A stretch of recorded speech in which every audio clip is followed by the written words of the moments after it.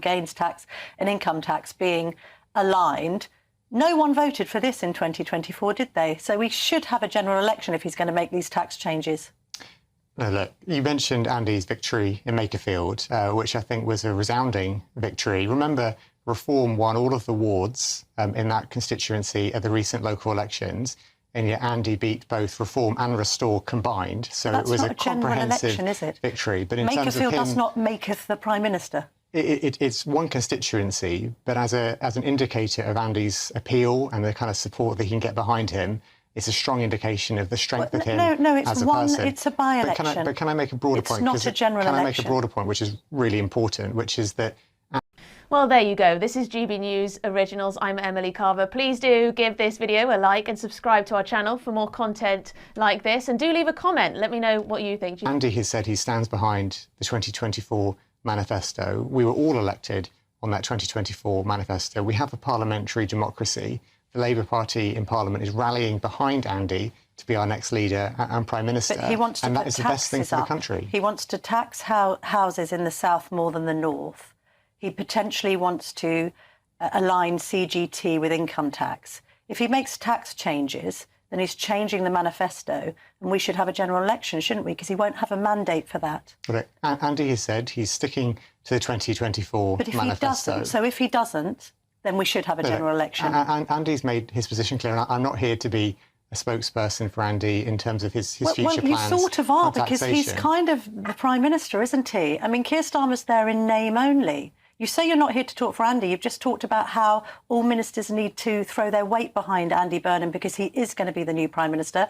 The audience is wondering why on earth we're waiting for weeks for this to happen.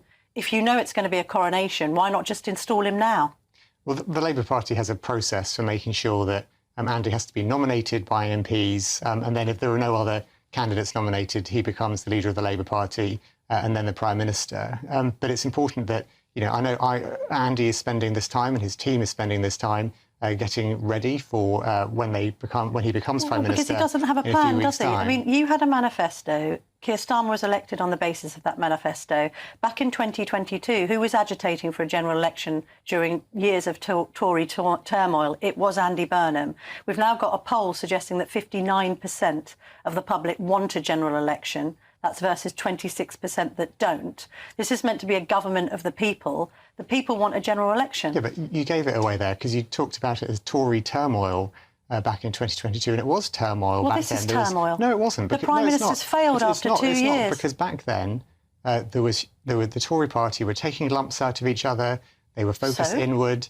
They had it. Hang on, this is exactly the same. No. I'm sorry. Let me just finish this point, because what the Labour Party is doing is trashing one leader and replacing him with another on the basis of a by-election. There is huge gratitude for what Keir Starmer did as leader of the Labour Party amongst the Parliamentary Labour Party. Well, perhaps not among the country, though. And now the Parliamentary Labour Party is rallying behind Andy to take on the baton, to be our next Prime Minister and do the right thing for the rest of the Parliament. If the country wanted to elect Andy Burnham, he would have been on the front of that manifesto in 2024 with the word change on it. In fact, the change has come to mean change the Prime Minister. It's precisely the same as the last administration.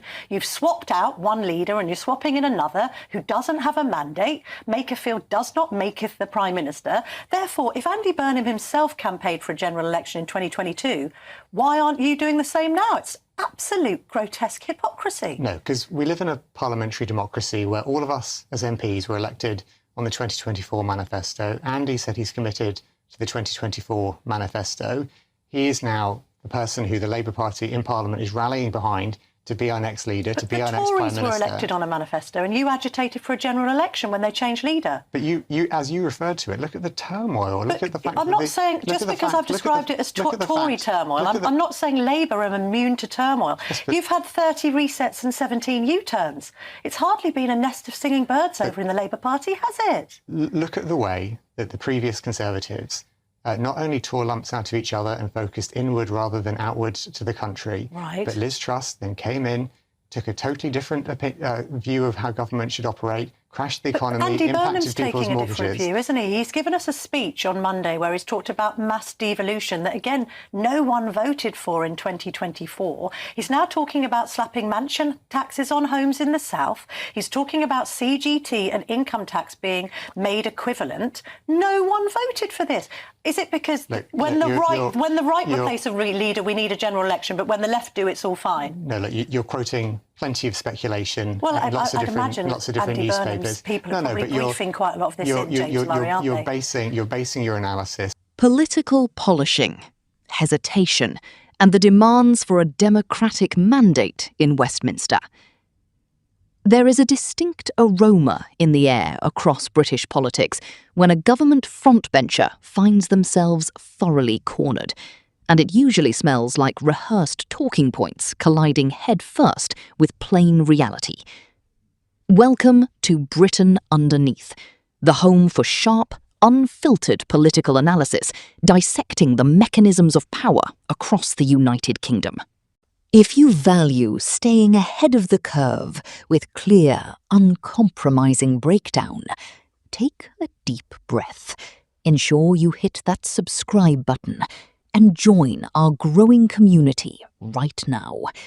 It truly helps power the channel and keeps these crucial political breakdowns coming your way. Now, let us dive right into the heart of the matter.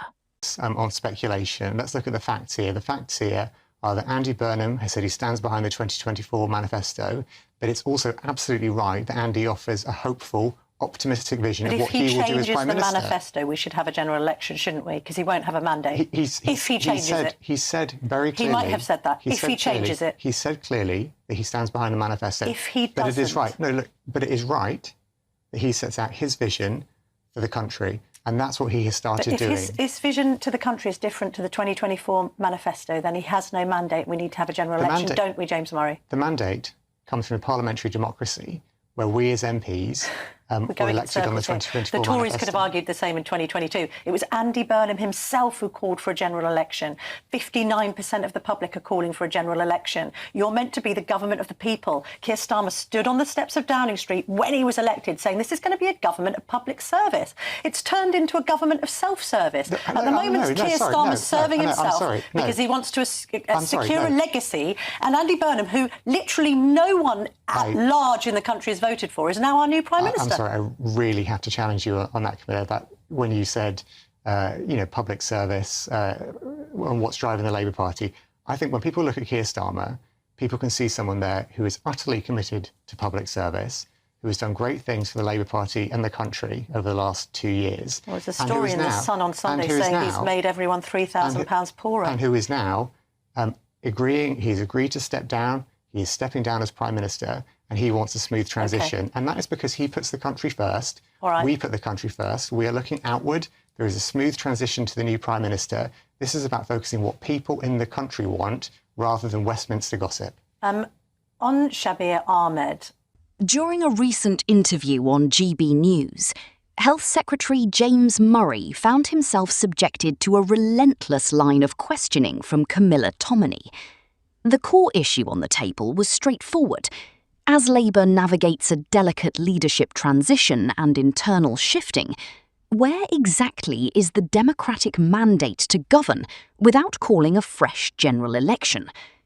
What followed was a masterclass in political evasion, marked by visible hesitation, delicate pauses, and a desperate reliance on party-line scripts that left viewers less than convinced.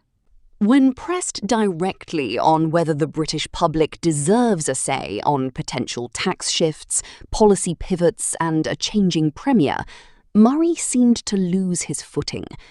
Rather than offering a direct, decisive answer, he stuttered, stumbled, and repeatedly retreated to safe, abstract phrasing about a parliamentary democracy and adhering to the 2024 manifesto.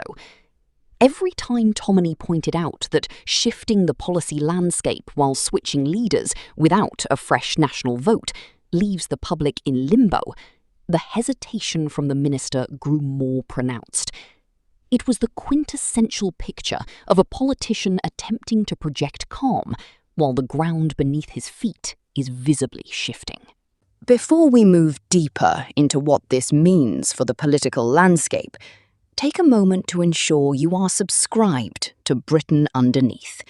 Your support genuinely keeps this platform independent, so please take a second to hit that subscribe button and stay fully informed on every major development unfolding in Westminster. The public reaction across the comment section was swift, sharp, and overwhelmingly critical. Viewers were quick to spot the minister's hesitation, pointing out that no amount of smooth terminology can hide a total lack of direct answers. Hundreds of comments highlighted the sheer awkwardness of the exchange, with observers noting how Murray seemed caught completely off guard when challenged on the glaring inconsistency between demanding an election when political rivals swap leaders, while stoutly resisting one when the tables are turned. Many comments described the performance as a textbook display of political dodging, where standard lines were repeated like a protective shield against a direct, simple question. The broader point raised by viewers is one of fundamental accountability. A nation cannot be governed by political technicalities alone. When key policies shift and internal party dynamics take precedence over public consultation, the authority of any administration begins to erode. Murray's visible struggle to articulate a compelling defence for avoiding the ballot box only reinforced the growing public perception that the political class is increasingly out of touch with the expectations of the electorate. As we watch these moments unfold, it becomes ever clearer that staying informed is not just optional. It is essential. Make sure you stay tuned, watch these developments closely, and keep coming back to Britain Underneath for the sharpest political analysis on the web. Do not forget to subscribe to help the channel continue delivering the truth behind the headlines.